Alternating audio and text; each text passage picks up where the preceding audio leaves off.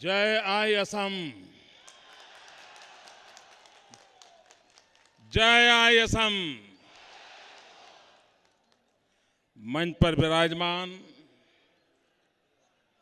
Bharatiya Janata party के प्रदेश अध्यक्ष श्रीमान सोनवाल जी,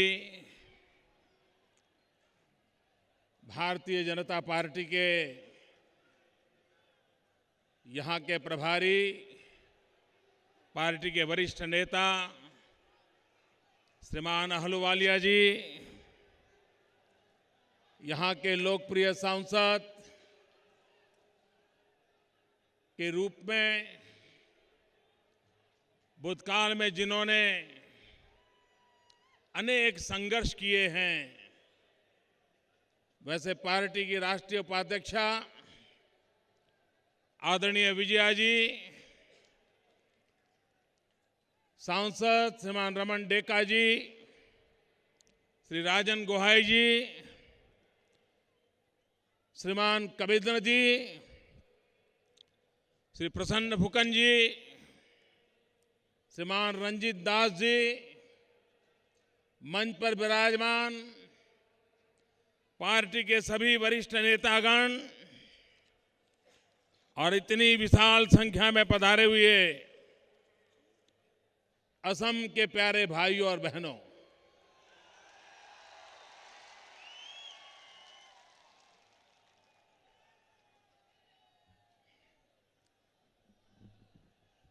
यहाँ के पत्रकारों को भली भांति पता है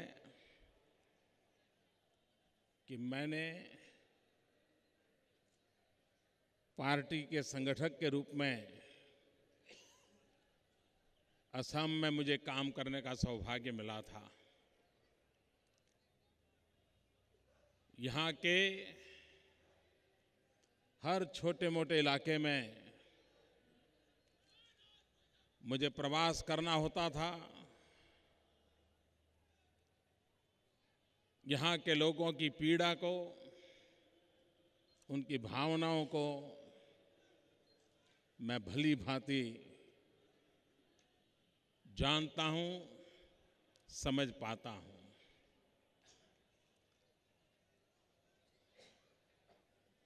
असम के स्वाभिमान के लिए, असम की विरासत की रक्षा के लिए जिन्होंने बलिदान दिए थे, उनको श्रद्धांजलि देते के बाद मेरा मंच पर आना हुआ। मैं उन शहीद वीरों को कोटि कोटि प्रणाम करता हूं। ये मां कामाख्या की धरती है।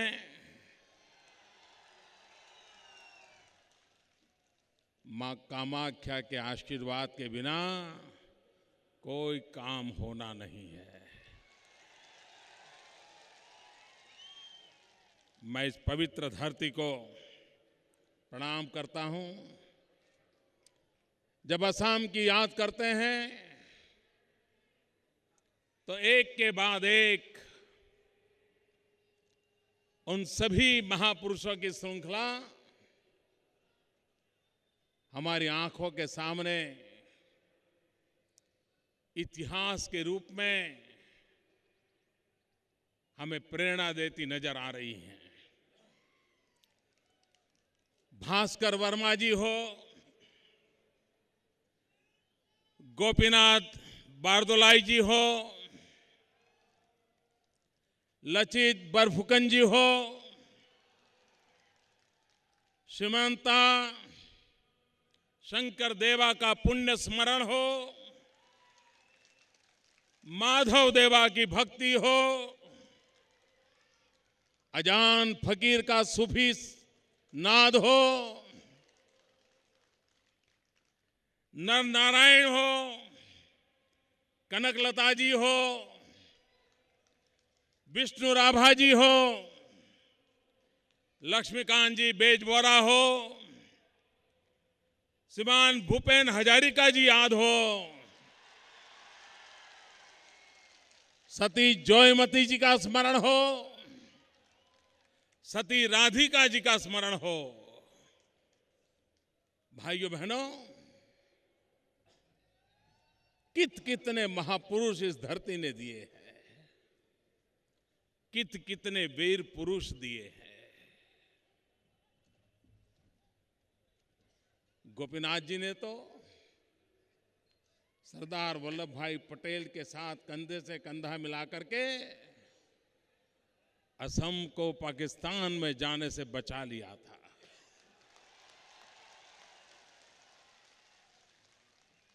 सरदार वल्लभ भाई पटेल ने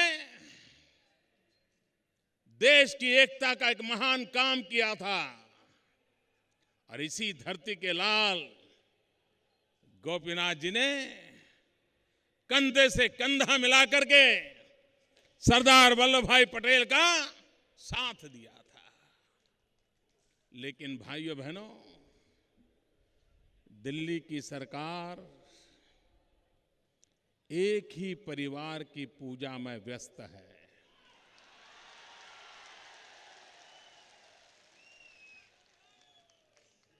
और इसलिए राष्ट्र की महान सेवा करने वाले गोपीनाथ जी को भारत रत्न बहुत पहले मिलना चाहिए था।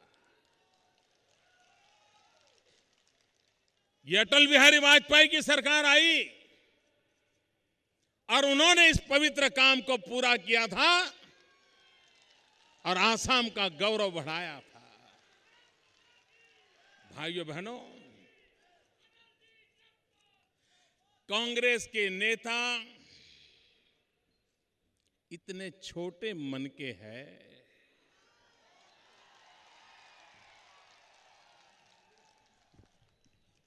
और मन भी छोटा है ऐसा नहीं,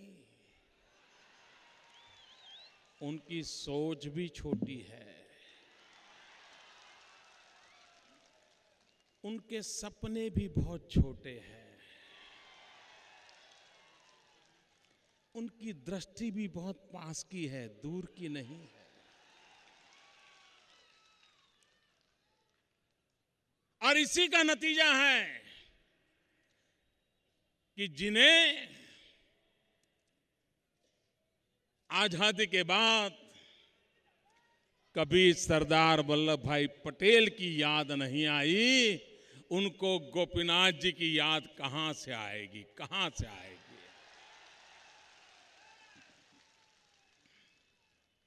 भाइयों बहनों, जब कांग्रेस के लोग मुझे सवाल पूछते हैं कि मोदी जी आप तो आरएसएस वाले हो, भाजपा वाले हो, और आप सरदार पटेल का इतना बड़ा स्टैच्यू बनाने जा रहे हो, स्टैच्यू ऑफ यूनिटी बनाने जा रहे हो। मेहरबान, आपके लिए सरदार वल्लभ भाई पटेल दल के नेता होंगे, हमारे लिए सरदार वल्लभ भाई पटेल देश के नेता है, दल के नहीं, देश के नेता है। आपके लिए सरदार वल्लभ भाई पटेल राजनेता होंगे, हमारे लिए सरदार वल्लभ भाई पटेल राष्ट्र नेता है, राष्ट्र की धरोहर है, राष्ट्र की विरासत है। कांग्रेस के नेता हमारी इन भावनाओं को नहीं समझ पाएंगे। सरदार वल्लभ भाई को, जिन्होंने देश को एक किया, उस महापुरुष के महान काम को कांग्रेस के नेता कभी भी स्वीकार करने को तैयार नहीं है। और आज जब गुजरात के लोगों ने बीड़ा उठाया है, देश के लोगों से सहयोग मिल रहा है, तो उन्हें न चाहते हुए भी सरदार साहब का नाम बोलना पड़ रहा है। और यही हमारी सफलता है कि 60 साल तक जिस महापुरुष को आपने भुला दिया था, हमने आपको मजबूर किया है, दिन रात उसके नाम के गीत गाने के लिए मजबूर कर दिया है। भाइयों बहनों, आज जब मैं असम की धरती पर आया हूं तो मेरे मन में भाइयों बहनों पीड़ा बहुत है।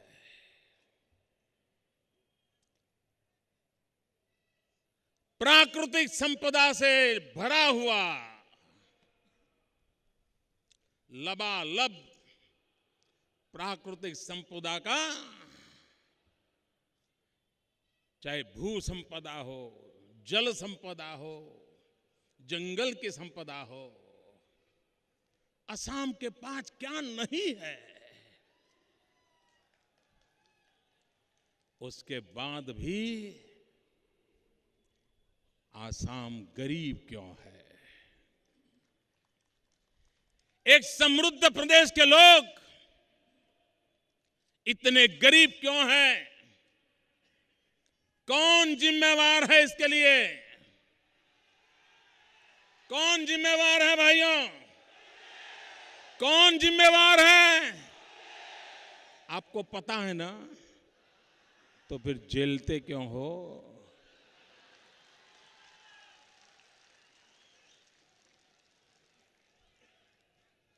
किसका इंतजार था? अब वक्त बर्बाद मत कीजिए भाइयों बहनों, 100 दिन का सवाल है, 100 दिन का। इनकी विदाई निश्चित है। देश की जनता ने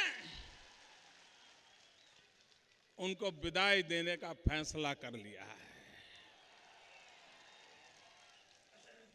अब कांग्रेस पार्टी बच नहीं सकती है। विपुलता के बीच भी भाइयों बहनों ये गरीबी अखरती है, पीड़ा देती है। भाइयों बहनों, ये ऐसा प्रदेश है जहां टी भी है, टिम्बर भी है। और मेरा तो चाय से जरा विशेष नाता है।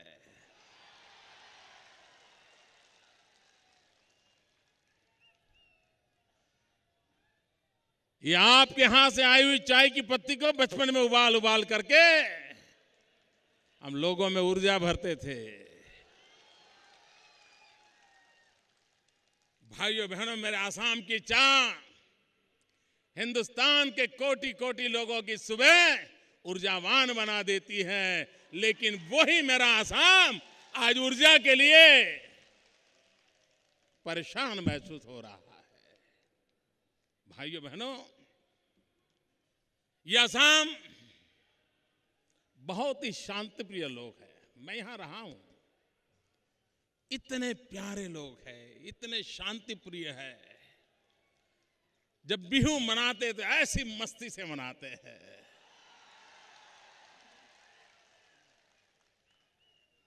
उसी आसाम को लहू लहान किसने कर दिया? इसको खून के से किसने लथपथ कर दिया? आए दिन नौजवानों की जिंदगी जा रही है, जिम्मेवार कौन है? भाइयों बहनों, हमने कितने नौजवान खो दिए। ये भटके हुए हमारे नौजवान, इसी मिट्टी के संतान, क्या निर्दोषों को हम मरने देंगे? क्या खून का खेल चलने देंगे? और इसी बात के लिए भाइयों बहनों, हम सब ने मिलकर के शांति, एकता, भाईचारा के साथ विकास की यात्रा का रास्ता चुनना पड़ेगा। भाइयों बहनों, आसाम में कांग्रेस की सरकार, केंद्र में कांग्रेस की सरकार,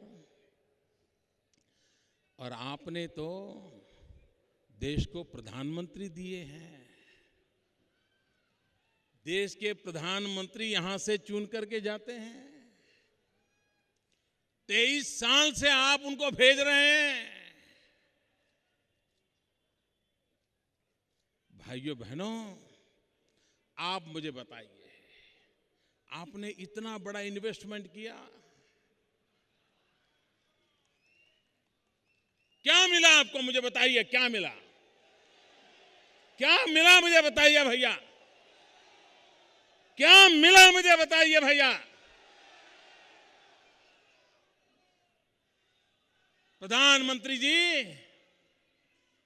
अगर यहां से हमारा एक छोटा सा कार्यकर्ता भी राज्यसभा में 23 साल बैठा होता ना, तो आसाम की सकल सूरत बदल देता।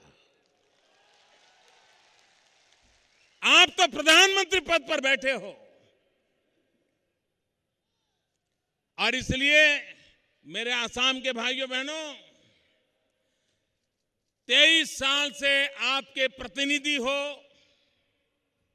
संसद में बैठते हो, प्रधानमंत्री पद को शोभायमान कर रहे हो, उसके बाद भी उनके अपने प्रदेश आसाम की ये दुर्दशा होगी तो पूरे हिंदुस्तान का तो कितना बुरा हाल होगा। जरा समीकरण बिठाइए। अगर जो आपके होकर के आपका नहीं कर पाए तो देश के में वो किसका कर सकते हैं? प्रधानमंत्री जी, आपको जवाब देना पड़ेगा। और लोकतंत्र में हिंदुस्तान के नागरिकों का हक बनता है आपसे जवाब मांगना। असम की जनता का विशेष हक बनता है आपसे जवाब मांगना। भाइयों बहनों, प्रधानमंत्री आपके हो, मुख्यमंत्री आपके हो, लगातार एक ही पार्टी की सरकार, एक ही नेता की सरकार चली हो, उसके बावजूद भी हमारे ये नॉर्थ ईस्ट के 8 राज्य हैं, सिक्किम समेत इन नॉर्थ ईस्ट के 8 राज्यों में सबसे बुरा हाल अगर किसी राज्य का है, उन 8 में सबसे बुरा हाल किसी का है तो आसाम प्रांत का है। नागालैंड से भी आसाम की हालत खराब है। भाइयों बहनों, सिक्किम ने टूरिज्म के विषय में इतना काम किया, क्या आसाम में नहीं हो सकता था? क्या हिंदुस्तान के लोगों को आसाम देखने का मन नहीं कर सकता है? क्या दुनिया के लोगों को आसाम देखने के लिए आने की इच्छा नहीं हो सकती है? लेकिन भाइयों बहनों, दिल्ली में बैठी हुई कांग्रेस सरकार, उसको सत्ता में ही रुचि है। भाइयों बहनों, आसाम में प्रति व्यक्ति आय सबसे कम है। ये गरीबी का नजारा है। प्रधानमंत्री और मुख्यमंत्री एक ही दल के, एक ही राज्य के होने के बावजूद भी सर्वाधिक गरीबों की संख्या आसाम प्रदेश में है। भाइयों बहनों, आज सारे हिंदुस्तान के नौजवानों में विकास की भूख जगी है, विकास की एक तड़पन पैदा हुई है, लेकिन उस विकास की यात्रा में आसाम कहीं नजर नहीं आता है। भाइयों बहनों, औद्योगिक विकास दर आपको जानकर के हैरानी होगी। आसाम का औद्योगिक विकास दर आधे % तक पहुंचा है, मुश्किल से आधा %। इससे बड़ा बुरा हाल क्या हो सकता है? मेरे को जहां पर इतनी प्राकृतिक संपदा हो, जहां विकास की पूरी संभावनाएं हो, जहां नौजवान बुद्धिमान हो, पसीना बहाने के लिए तैयार हो, लेकिन उसके बावजूद भी औद्योगिक विकास के नाम पर यहां की हालत पूरे देश में सर्वाधिक बुरी है। भाइयों बहनों, असम की बेरोजगारी का हाल क्या है? 1000 नौजवानों में करीब करीब 750 नौजवान बेरोजगार है। कहां जाएगा? क्या मेरे नौजवान, आप बेरोजगार जिंदगी गुजारना चाहते हो? आपको रोजगार चाहिए? अगर इनके रहते हुए 1000 में 700 बेकार हैं, तो आगे जाकर के क्या होगा, इसका आप जरा हिसाब लगा दीजिए। भाइयों बहनों, इन्होंने इन दिनों चाहे जहां भी जाते हैं इनके नेता, हमने नरेगा दिया, नरेगा दिया, नरेगा दिया, ऐसे बोलते हैं ना। जहां आप टीवी पर देखोगे, आप कुछ भी पूछो, वो नरेगा दिखाते हैं। भाइयों बहनों, आपको किसी को नरेगा में रोजगार मिला है? किसी को मिला है? जरा जोर से बोलो, मिला है? ये नरेगा नरेगा इससे गरीबों को रोजगार मिलता है, दावा करते हैं। आपको मिला है? मुझे खुश करने के लिए मत बोलो, सच्चा बोलो। नहीं मिला है कि मिला है? मिला है। आपको मिला है? आपको रोजगार मिला है? आपको मिला है? फिर भी ये गीत गा रहे हैं। भाइयों बहनों, मेरी जानकारी है, असम के अंदर 12 लाख लोगों ने नरेगा के अंदर काम मांगा था। 12 लाख लोगों ने। और ये दिल्ली में बैठी हुई सरकार कहती है हम सबको देने के लिए बंधे हुए हैं। 12 लाख में से आसाम को कितनों को मिला? 10,000 लोगों को मिला। 10,018। 12 लाख लोग नरेगा में काम करने के लिए तैयार हैं, रोजी कमाने के लिए आना चाहते हैं। लेकिन जिस नरेगा के गीत गा रहे हो, उसने आसाम में 12 लाख में से सिर्फ 10,018 लोगों को रोजगार दिया है। क्या ये गरीबों का मजाक है कि नहीं भाइयों? ये गरीबों की बेइज्जती है कि नहीं है? भाइयों बहनों, इतना झूठ फैला रहे हैं लोग। उन्होंने यहां का हाल ये करा है। यहां की कानून व्यवस्था स्थिति क्या है भाइयों? मुझे बताइए, कोई कानून व्यवस्था का नामो निशान है असम में? आए दिन अपहरण होते हैं, डकैती होती है, हत्याएं होती हैं, धमकियां दी जा रही हैं, बम धमाके हो रहे हैं। भाइयों बहनों, इनको कोई परवाह नहीं है, इनको कोई चिंता नहीं है। पुलिस के जवान मारे जा रहे हैं, सीआरपीएफ के लोग मारे जा रहे हैं, बीएसएफ के लोग मारे जा रहे हैं। अगर यहां के सुरक्षा बल सलामत नहीं है, तो सामान्य नागरिक सलामत कैसे हो सकता है?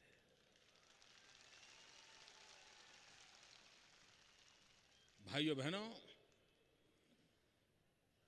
नाम तरुण होने से सोच तरुण नहीं बन जाती।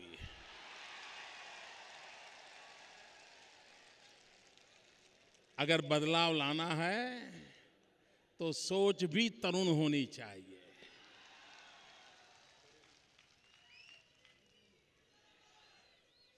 और इसलिए भाइयों बहनों, कभी कभी मैं सोचता हूं, हमारे देश का ये हाल क्यों हुआ? आप देखिए, भारत मां का मानचित्र लेकर के हम सामने देखें, भारत का नक्शा, तो पश्चिम की तरफ बदलाव नजर आता है, विकास नजर आता है। मुंबई हो, गुजरात हो, राजस्थान हो, पंजाब हो, गोवा हो, कर्नाटक हो, केरल हो, कुछ न कुछ बदलाव नजर आता है। क्या कारण है? ये हमारा भारत का जो नक्शा है उसके मध्य में अगर हम लाइन बना दें तो पूरब की तरफ गरीबी ही गरीबी है। इसका क्यों? ये असंतुलन क्यों? ये इंक्लूसिव की बात करने वाले प्रधानमंत्री जी पश्चिम की तरफ तो थोड़ा बहुत दिखता है, पूरा पूरब मुसीबतों को क्यों झेल रहा है? जबकि पूरब में उत्तम से उत्तम मानव संसाधन है, सर्वाधिक प्राकृतिक संपदाएं हैं, उसके बावजूद भी सही नेतृत्व न होने के कारण, सही नीतियां न होने के कारण और नियत साफ नहीं होने के कारण ये आज हालत पैदा हुआ है। इस हालत को बदलना है। और इसलिए भाइयों बहनों, भारतीय जनता पार्टी का संकल्प है कि हम जिस प्रकार से हिंदुस्तान के पश्चिमी छोर का विकास हुआ है, जल्द से जल्द हिंदुस्तान का जो पूर्वी इलाका है, नॉर्थ ईस्ट हो, बंगाल हो, बिहार हो, उत्तर प्रदेश का पूर्वी इलाका हो, उड़ीसा हो, आंध्र हो, ये सारे क्षेत्र, इनका विकास की हमारी प्राथमिकता है ताकि हिंदुस्तान में सभी राज्यों का बराबर विकास हो सके। और इसलिए उसके लिए विशेष ध्यान देने का हम लोगों का सोच है। भाइयों बहनों, और ये सोच हमारी आज की नहीं है। अटल बिहारी वाजपेयी जी जब एनडीए सरकार का नेतृत्व करते थे तब से हमने इन बातों पर ख्याल रखा है। ये वाजपेयी जी थे जिन्होंने पहली बार नॉर्थ ईस्ट के विकास के लिए अलग मंत्री की, अलग मिनिस्ट्री की व्यवस्था की थी, अलग डिपार्टमेंट खोला था। इतना ही नहीं, प्रधानमंत्री स्वयं नॉर्थ ईस्ट में आकर के पूरा अपना काफिला लेकर के आए थे, सारे अधिकारियों को लेकर के आए थे। 2 दिन यहां पर रह करके सारे फैसले उन्होंने यहीं पर कर दिए थे नॉर्थ ईस्ट में आकर के, क्योंकि वो विकास की यात्रा को आगे बढ़ाना चाहते थे। 40,000 करोड़ रुपए का पैकेज दिया था, क्योंकि भारत की रक्षा के लिए भी एक महत्वपूर्ण ये क्षेत्र है, भारत के गौरव के लिए भी महत्वपूर्ण क्षेत्र है। और इसलिए उन्होंने विशेष ध्यान दिया था भाइयों बहनों। लेकिन भाइयों बहनों, इतना ही नहीं, अटल जी ने तो यहां तक निर्णय किया था कि सभी डिपार्टमेंट सरकार के वो अपने बजट के 10% नॉर्थ ईस्ट के लिए खर्चा करेंगे। यहां तक का निर्णय करके नॉर्थ ईस्ट के जीवन को बदलने की कोशिश की थी। और भाइयों बहनों, मैं आपको विश्वास दिलाता हूं, 2004 में फिर एक बार अगर अटल जी की सरकार बन गई होती तो आज आपका नॉर्थ ईस्ट हिंदुस्तान में सिरमौर हो जाता। यह मैं आपको विश्वास दिलाने आया हूं। भाइयों बहनों, अब 7 के 8 राज्य बन गए हैं। पहले 7 सिस्टर्स के रूप में जाना जाता था, अब सिक्किम जोड़ दिया है। भाइयों बहनों, पहले जब 7 सिस्टर्स कहते थे, जब मैं आज 8 राज्यों की बात करता हूं, तब मेरी दृष्टि में, मेरी नजर में ये अष्टलक्ष्मी है। अष्टलक्ष्मी, ये 8 राज्य, ये अष्टलक्ष्मी है। और भाइयों बहनों, लक्ष्मी जी कहां विराजते हैं? लक्ष्मी जी कमल पे विराजते हैं। लक्ष्मी जी का आसन कमल है। एक बार आप कमल पर आशीर्वाद बरसाइए, लक्ष्मी जी, अष्टलक्ष्मी उस पर आरूढ़ हो जाएंगे। 8 राज्यों के विकास की नई ऊंचाइयों को पार कर लेंगे भाइयों बहनों। और उस काम को लेकर के हम आगे चलना चाहते हैं भाइयों बहनों। हमारे पास हिंदुस्तान में चारों तरफ नदियां हैं। अकेला आसाम भाग्यशाली है, उसके पास नद है, नद। ब्रह्मपुत्रा को नदी नहीं कहते, नद कहते हैं। लेकिन भाइयों बहनों, गुवाहाटी को पीने का पानी मिलता है क्या? क्यों ऐसा कर रहे हो? ये काम मुझे समझ नहीं आता है जी। इतना पानी है, लेकिन पानी पीने के लिए लोग तरस रहे हैं। भाइयों बहनों, मेरे गुजरात में नदियां नहीं है, ब्रह्मपुत्रा जैसी नदी तो हम सोच भी नहीं सकते। एक बेचारी नर्मदा मैया हमारी है, और गुजरात में कच्छ और पाकिस्तान की सीमा तक हमारे पास पीने का पानी नहीं था। पीने का पानी पहुंचाने का हमने बीड़ा उठाया। जहां हमारे यहां हजारों गांवों में टैंकर से पानी जाता था, आज से 8 साल पहले हमने हजारों किलोमीटर लंबी पाइपलाइन डाली और नर्मदा का पीने का शुद्ध पानी पाकिस्तान की सीमा तक, जहां हमारा सैनिक तैनात है, वहां तक पहुंचा दिया। पीने का शुद्ध पानी गांवों में पहुंचा दिया। और पाइप की साइज की कल्पना कर सकते हो? पाइप की साइज क्या है भाइयों बहनों? वो पाइप की साइज ऐसी है कि श्रीमान तरुण गोगोई परिवार के साथ मारुति कार में बैठ करके उस पाइप के अंदर कार चला सकते हैं।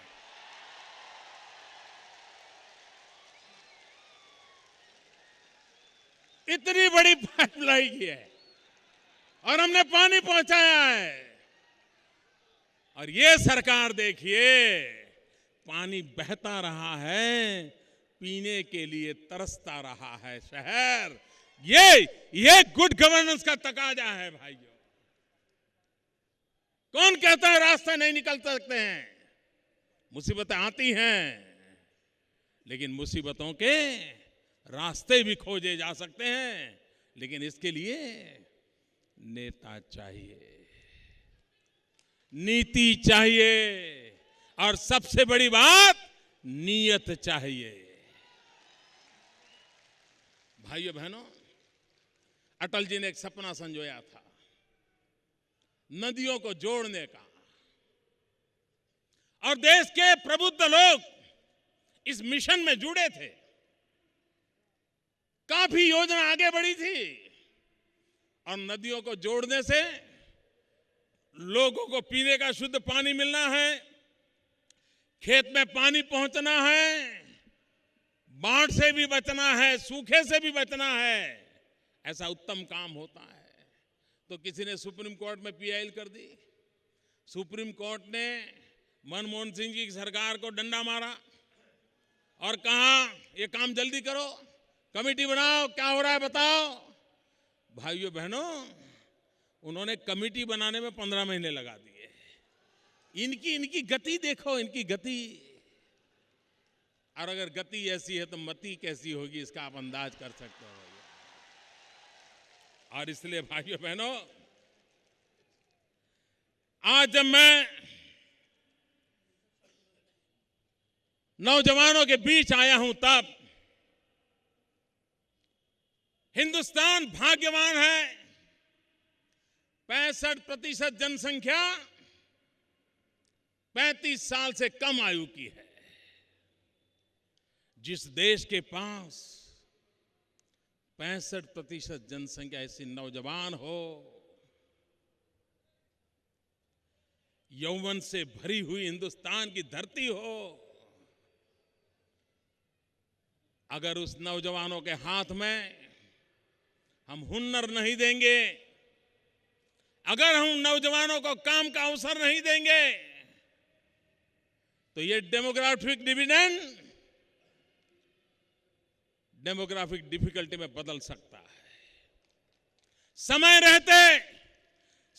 रहते हमने हमारे नौजवानों को रोजगार के अवसर देने पड़ेंगे। स्किल डेवलपमेंट का मिशन चलाना पड़ेगा। रोजी रोटी कमाने के लिए नौजवानों को भटकना पड़े इस स्थिति से हमें बाहर आना पड़ेगा।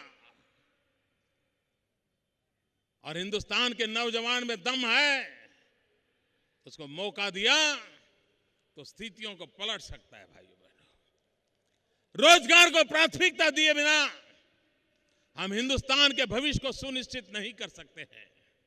और इसलिए जब मैं आज आपके पास आया हूं, तब मैं कल आईटी प्रोफेशनल लोगों के साथ एक सेमिनार में था।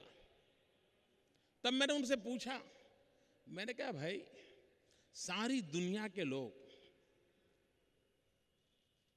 आईसीटी के माध्यम से आउटसोर्स करवा रहे हैं। अमेरिका काम आउटसोर्सिंग से बेंगलोर में हो रहा है, दुनिया के कई देशों का हो रहा है, क्योंकि वो आर्थिक रूप से उनके लिए सुविधाजनक होता है और हमारे लड़कों में टैलेंट होती है। पहले ये काम बेंगलोर में ज्यादा होता था, बेंगलोर भर गया तो हैदराबाद गया, हैदराबाद भर गया तो चेन्नई गया, पुणे गया।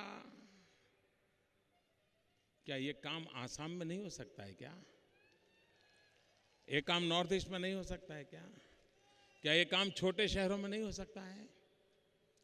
अगर हम ब्रॉडबैंड कनेक्टिविटी दें, ऑप्टिकल फाइबर नेटवर्क की सुविधा दें, सैटेलाइट सिस्टम से अगर उनको कनेक्टिविटी की सुविधा करें, तो असम के गांवों में भी हमारे बच्चे आईटी के माध्यम से, कंप्यूटर के माध्यम से काम करके घंटे 2 घंटों में बेंगलोर के ऑफिस को पहुंचा सकते हैं, वहां से अमेरिका जा सकते हैं, वो घर बैठे कमाई कर सकता है। लेकिन भाइयों बहनों, ये नहीं करेंगे।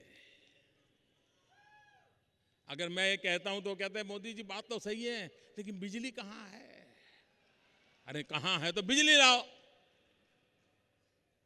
भाइयों बहनों, ऐसी निराशा, इससे कभी देश प्रगति नहीं कर सकता है।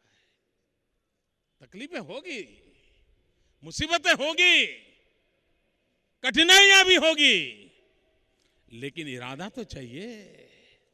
भाइयों बहनों, ये कांग्रेस पार्टी वादे लेकर के पिछले 60 साल से हमको गुमराह कर रही है। अब वादे पर मत जाइए, इरादे लेकर के मैं आया हूं आपके पास, वादों पर मत जाइए। भाइयों बहनों, आपने 60 साल तक कांग्रेस को झेला है, झेला है ना? 60 साल तक कांग्रेस को झेला है ना? कुछ मिला है? भैया, इतनी कठिनाइयां झेल रहे हो तो एक 60 महीने मुझे दे दो ना। एक 60 महीने दे करके देखो दोस्तों। मेरा नेक इरादा कहता है कि हम आपकी आशा आकांक्षाओं में खरे उतरेंगे और हम स्थितियां बदल करके दिखा देंगे। भाइयों बहनों, मैं हैरान हूं, ये कांग्रेस के नेता लोग ये भारत को अपनी पर्सनल प्रॉपर्टी मानते हैं क्या? ये इन्होंने आसाम की जमीन देने का फैसला किया, आपको पूछा था क्या? आपको पूछा है क्या? ये किसको पूछ के कर रहे हैं भाई? ना किसको पूछ के कर रहे हैं? क्या लोकतंत्र है कि नहीं है? आपने आसाम के कांग्रेस के नेताओं से जवाब मांगा? ये किसको पूछ के कर रहे हो? भाइयों बहनों, अटल जी कहा करते थे कि हम भूगोल तो नहीं बदल सकते, लेकिन इतिहास बदल सकते हैं।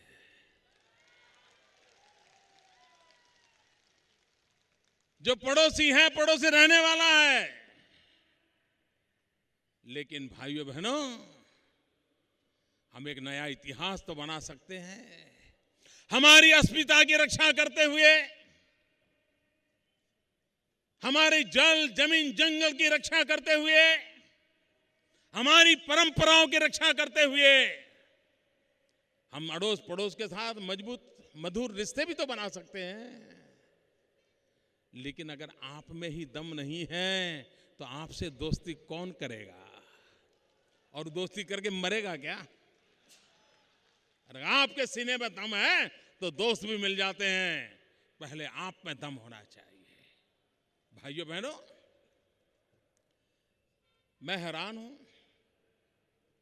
जब राजीव गांधी प्रधानमंत्री थे 35 साल पहले असम के लोगों को एक वादा किया गया था, घुसपैठियों को निकालने का वादा हुआ था, एकॉर्ड हुआ था। कांग्रेस की सरकार ने उसको लागू किया लागू। कांग्रेस पार्टी के प्रधानमंत्री और असम एकॉर्ड के अंतर्गत यहां से घुसपैठियों को निकालने का उन्होंने वादा किया था। 35 साल पूरे होने आए हैं, लेकिन आज तक उस काम को पूरा नहीं किया गया है। भाइयों बहनों, मेरा असम का नौजवान बेरोजगार हो और घुसपैठियों को नौकरी मिल जाए, मेरा असम का नौजवान भूखा हो और घुसपैठिए मजे से खाना खाए, ऐसा कैसा देश है? भाइयों बहनों, समय की मांग है कि देश में तत्काल, विशेष करके बांग्लादेश से सटे हुए राज्यों में रजिस्ट्रेशन का काम होना चाहिए, सबूतों का वेरिफिकेशन होना चाहिए, और कौन बाहर से आए हैं, कौन यहां के हैं, इसका फैसला करके बांग्लादेशियों के लिए नए सिरे से सोचने की हिम्मत दिल्ली की सरकार दिखानी चाहिए। ये भाइयों बहनों समय की मांग है। राजीव गांधी ने जो वादा किया था, वो वादा उनके परिवार के लोग भी पूरा नहीं कर रहे हैं।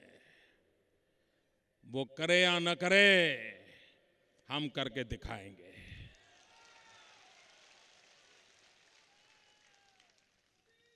भाइयों बहनों, हमारी हर समस्या का समाधान विकास में है। विकास के बिना समस्याओं का समाधान नहीं होगा। अगर नॉर्थ ईस्ट में रोजगार के अवसर नहीं है, तो नॉर्थ ईस्ट के बेटे बेटियों को बाहर रोजगार के अवसर मिलने चाहिए। मैंने एक बार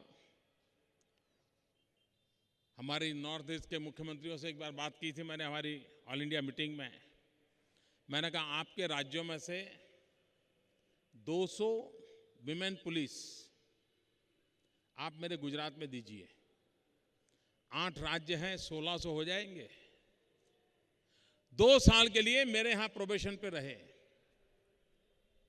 और हर 2 साल में नई टीम आती चले। हमेशा हमारे यहां 1600 लोगों को हम रखेंगे, हमेशा के लिए।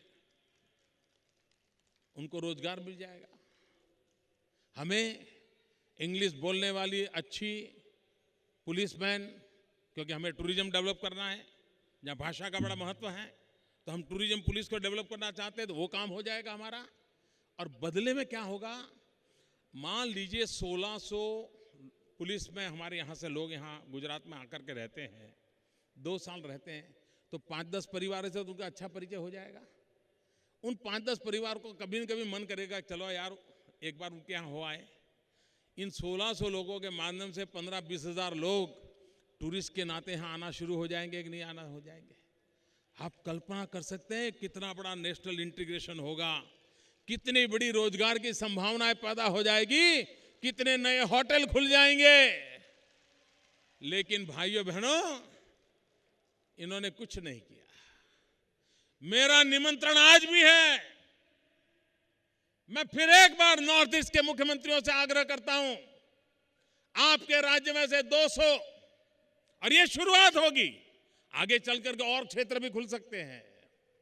एक गुजरात प्रदेश ऐसा है जो आपको निमंत्रण देता है, आइए मेरे यहां आइए, अपना भाग्य अजमाइए, रोजी रोटी कमाइए। भाइयों बहनों, ये सोच होनी चाहिए। भाइयों बहनों, विकास की दिशा में ये देश बहुत प्रगति कर सके, इतनी संभावनाओं से भरा हुआ देश है, लेकिन भ्रष्टाचार में देश डूबा हुआ है। क्या भाइयों बहनों, भ्रष्टाचार जाना चाहिए कि नहीं जाना चाहिए? भ्रष्टाचार खत्म होना चाहिए कि नहीं होना चाहिए? अरे पूरी ताकत से बोलोगे तभी तो जाएगा। भ्रष्टाचार जाना चाहिए। क्या उसके कोई उपाय है? मैं आपको उदाहरण देता हूं, उपाय है। आप मुझे नौजवान बताइए, आप कहीं पर नौकरी के लिए एप्लीकेशन करते हो और इंटरव्यू कॉल आता है, तो सबसे पहले आप क्या करते हो? अपने घर में सर्टिफिकेट खोजते हो क्या? ना, सबसे पहले आप सिफारिश खोजते हो, यार कोई पहचान वाला मिल जाए तो मेरा मेल बैठ जाए। होता है कि नहीं होता है? या आप कोई दलाल खोजते हो कि नहीं खोजते हो? खोजते हो कि नहीं खोजते हो? लाखों रुपये दलाल मारते हैं कि नहीं मारते हैं? भाइयों बहनों, क्या है उसका कोई उपाय नहीं है? मैंने एक छोटा प्रयोग किया गुजरात में। मेरे यहां टीचर की भर्ती थी, 13,000 शिक्षकों की भर्ती करनी थी। और आप जानते हैं, आपके यहां शिक्षक की भर्ती करनी होगी तो कितना भ्रष्टाचार होता होगा, कितने लाख रुपए जाते होंगे, करोड़ों करोड़ रुपए का व्यापार हो जाता है ना। हमने तय किया, जिसको भी टीचर बनना है वो अपने सारे सर्टिफिकेट, उसके रिकॉर्ड्स ऑनलाइन कंप्यूटर में डाल दे। जो भी उसका रिकॉर्ड है कंप्यूटर में डाल दे। और हमने कंप्यूटर को कहा कि भाई सबसे ज्यादा अच्छे मार्क वाले हैं, ऐसी 13,000 की सूची निकालो। उसमें जितने दलित को देना चाहिए, जितना ओबीसी को देना चाहिए वो भी सब कर लो, जितने हैंडीकैप को देना है वो भी कर लो। और कंप्यूटर ने लिस्ट निकाल दी। हमने कहा वो उसके घर ऑर्डर भेज दो, नो इंटरव्यू।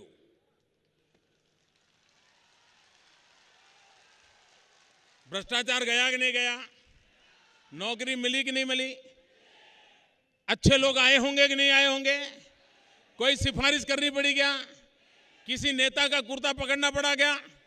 किसी सिफारिश में रुपये देने पड़े क्या? रुपये देने के लिए कर्ज करना पड़ा क्या? माँ बाप को परेशान होना पड़ा क्या? रास्ता निकला कि नहीं निकला? रास्ते निकल सकते हैं, लेकिन भाइयों बहनों, जिनको खुद को भ्रष्टाचार करना है और विदेशों में काला धन जमा करना है, वे कभी इन कामों को करेंगे नहीं। आप मुझे बताओ दोस्तों, हिंदुस्तान का काला धन विदेशों में से वापस आना चाहिए कि नहीं आना चाहिए? इसमें किसी का विरोध होना चाहिए क्या? तो विरोध कौन करते हैं? कौन विरोध करते हैं? जिसके पैसे बाहर पड़े हैं वही विरोध करते हैं ना। सीधी सीधी बात है। भाइयों बहनों, मैं आपसे वादा करता हूं, दिल्ली में भाजपा की सरकार बनते ही हम प्रोसेस शुरू कर देंगे। विदेशों में पड़ी हुई पाई लाने के लिए हम एड़ी चोटी का जोर लगाएंगे और ये अरबों खरबों रुपया ला करके गरीबों की भलाई के लिए खर्च किया जाएगा, बच्चों की शिक्षा के लिए खर्च किया जाएगा, गरीब को रहने के लिए घर मिले इसलिए पैसा खर्च किया जाएगा, बच्चों की शिक्षा के लिए खर्च किया जाएगा, बूढ़ों को बीमारी में दवाई देने के लिए खर्च किया जाएगा। यह सपना देख करके हम काम कर रहे हैं। भाइयों बहनों, मैं आसाम में ऐसी रैली शायद आसाम के राजनीतिक इतिहास में ऐसी रैली नहीं हुई होगी भैया। जहां नजर पहुंचे साहब, माथे ही माथे दिखाई दे रहे हैं। आसाम के प्यारे भाइयों बहनों, आपने जो प्यार दिया है, मैं विकास करके ब्याज समेत आपको लौटाऊंगा, ब्याज समेत लौटाऊंगा। मैं आपका बहुत बहुत आभारी हूं। मेरे साथ बोलिए, जय आई आसाम, जय आई आसाम, जय आई आसाम। भारत माता की, भारत माता की, वंदे वंदे वंदे वंदे वंदे वंदे वंदे वंदे